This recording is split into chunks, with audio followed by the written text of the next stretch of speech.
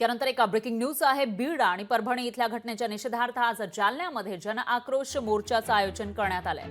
या मोर्चामध्ये आमदार सुरेश धस, आमदार संदीप क्षीरसागर, मनोज रांगे पाटील सहभागी होत आहेत। तर सरपंच संतोष देशमुख यांचे बंधू धनंजय देशमुख आणि त्यांची मुलगी वैभवी देशमुख सुद्धा या मोर्चात सहभागी होणार आहेत। जालना शहरातील छत्रपती संभाजी महाराज चौक इथून या मोर्चाला सुरुवात होणार आहे। तर या मोर्चामध्ये सहभागी होणाऱ्या मराठा समन्वयकांशी संवाद साधलेला आहे आपले प्रतिनिधी सुधाकर जाधव यांनी। मयत सरपंच संतोष देशमुख यांच्या हत्येच्या निषेधार्थ आज जालना शहरात महाजन आक्रोश मोर्चाचं आयोजन करण्यात आलेलं आहे।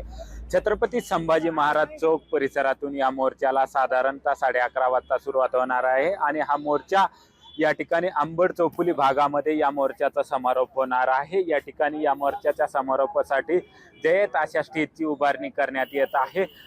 या स्टेजवर या ठिकाणी या मोर्चाचं रूपांतर सभेत होईल आणि या मोर्चामध्ये जे आहेत ते आमदार सुरेश धस, आमदार संदीप क्षीरसागर तसेच मनोज जरांगे पाटील यासह अन्य नेते देखील या मोर्चात सहभागी होणार आहेत। आपल्यासोबत काही आंदोलक या ठिकाणी आलेले आहेत, समन्वयक आहेत।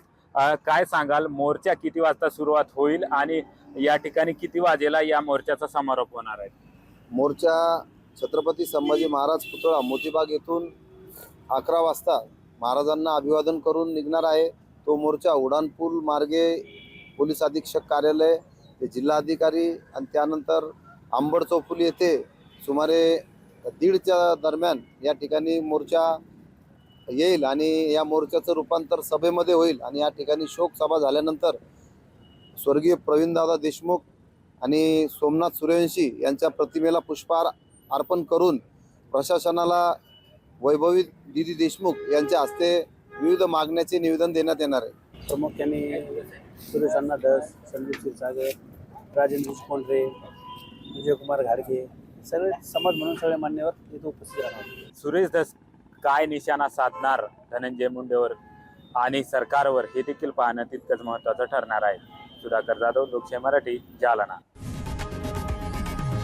लोकशाही मराठी ऐका, पहा, जागरूक रहा।